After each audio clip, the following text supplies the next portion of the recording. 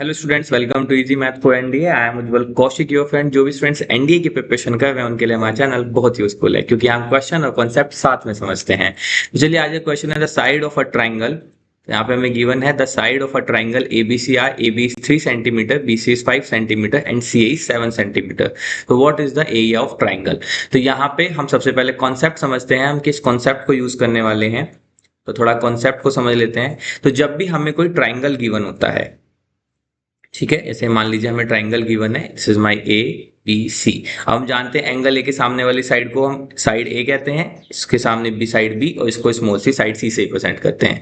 तो जब भी हमें किसी ट्राइंगल की तीनों साइड गिवन हो, तो वहां पे हम एरिया निकालने के लिए हेवॉन्स फॉर्मूला यूज करते हैं।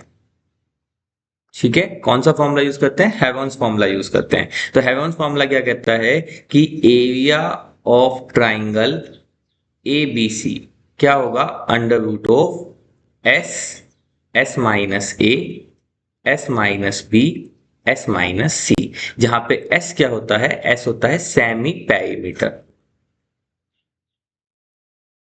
ठीक, और एस को कैलकुलेट कैसे करते हैं? तीनों साइड को ऐड करके डिवाइड बाय 2 करके। तो दिस इज द कॉन्सेप्ट जिस पे क्वेश्चन बेस्ड था। कॉन्सेप्ट कब यूज करते हैं? मैं फिर से बता देता हूँ। कॉन्सेप्ट को यूज करते हैं जब हमें तीनों साइड गिवन हो। तीनों साइड गिवन हो तो हेवॉन्स फॉर्मूला यूज करते हैं। फॉर्मूला क्या है? Under root of S, S minus A, S minus B, S minus C. जहां पे ए बी सी तो साइड हो गई, और एस क्या है? एस सेमी पेरीमीटर है, जिसको बोलते हैं A plus B plus C by 2। ठीक है, चलिए अब अपने ट्राइंगल पे चलते हैं। तो हमें यहाँ पे ट्राइंगल गिवन था ये हमने बना लिया। This is A B C. तो यहाँ पे हमें गिवन है A B equal to 3 centimetre. तो ए के एंगल ए के सामने वाली साइड को क्या कहते थे? स्मॉल ए। एंगल बी के सामने वाली साइड को स्मॉल बी, और एंगल सी के सामने वाली साइड को स्मॉल सी। तो चलिए, ए बी 3 सेंटीमीटर गिवन है, तो यानी कि सी की वैल्यू 3 गिवन है। उसके बाद हमें बी सी 5 सेंटीमीटर गिवन है, तो यानी कि ए की वैल्यू, स्मॉल ए की वैल्यू 5 गिवन है, और ए सी 7 है, तो स्मॉल बी की वैल्यू 7 गिवन है। अब देखो, ए बी सी तीनों गिवन है, तो हम इजीली यहाँ पे हेवॉन फॉर्मूला यूज कर सकते हैं। अब क्या होगा हेवॉन्स फॉर्मूले में? इजी है, हमें सबसे पहले एस इवेल्युएट करना होगा। अब एस को कैसे निकालेंगे? एस होता है ए प्लस बी प्लस सी बाय 2। तो देखो, यहाँ पे ए की वैल्यू कितनी है? 5, बी की वैल्यू 7, सी की वैल्यू 3 बाई 2।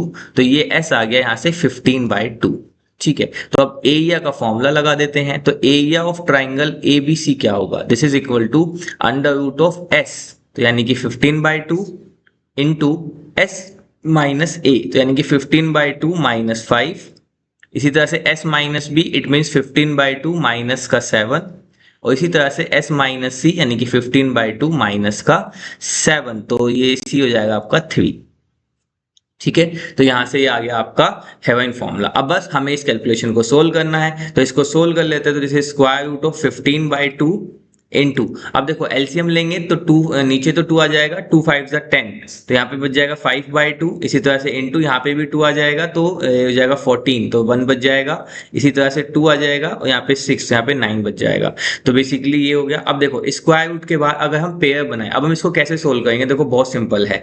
स्क्वायर रूट को सोल्व करना काफी सिंपल। देखो, 15 को लिख लो 5 इंटू 3, ओ पर आ गया 5 इंटू 1, और 9 को लिख लिया हमने 3 इंटू 3। ठीक है, अपॉन में 2 into 2 into 2 into 2 as it is. मैं आपको फिर से बता देता हूँ एक बार हाईलाइट करके कि देखो, 15 जो है, 15 को लिख दिया है हमने 5 इंटू 3। जो ये 5 है, इसको एज इट इज 5 लिखा। 1 है, इसको एज इट इज 1 लिखा, और 9 को हमने ब्रेक करके लिख लिया 3 इंटू 3, और डिनोमिनेटर में 2 इंटू 2 इंटू 2। अब देखो, जब भी हम जानते हैं कि अगर हमें पेयर बनाने हों, ठीक है, अगर हमें स्क्वायर रूट के बाहर निकालना हो, तो हम पेयर बना के उसको बाहर निकाल सकते हैं इजीली। तो देखो, 2 इंटू 2, इसका एक पेयर बन गया, 2 इंटू 2, इसका भी एक पेयर बन गया। तो जब हम इसको स्क्वायर रूट से बाहर लाएंगे, तो स्क्वायर रूट में एक बाहर आ जाएगा। तो इस वाले, इससे पहले पेयर से एक 2 बाहर आ गया, दूसरे से एक आ गया। इसी तरह से अगर आप ध्यान दें, तो यहाँ पे हमारे पास क्या गिवन है?